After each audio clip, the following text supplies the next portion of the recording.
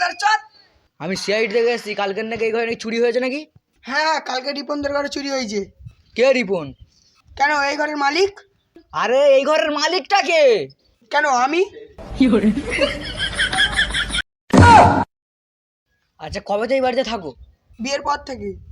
কার বিয়ের পর থেকে? কেন, আব্বা মায়ের বিয়ের পর থেকে।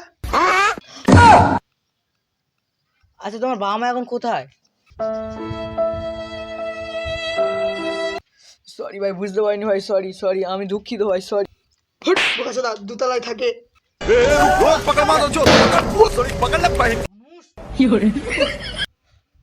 কখন চুরি হয়েছে?